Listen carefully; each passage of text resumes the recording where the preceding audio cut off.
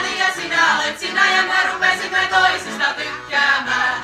Aamulla vierestä herätä tahtoja, illalla viereen painaa pään. Sanotaan niin, että vakka se aina sopivan kannen valintoo. Kyllä se aina aikansa ottaa, kun viimeiset rakoset paikkailoo.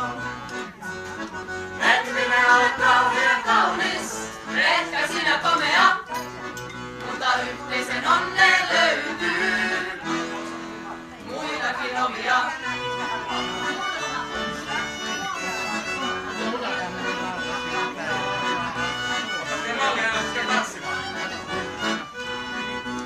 Yhdessä me mentiin syksyllä marja ja yhdessä me sieniä ryöpättiin.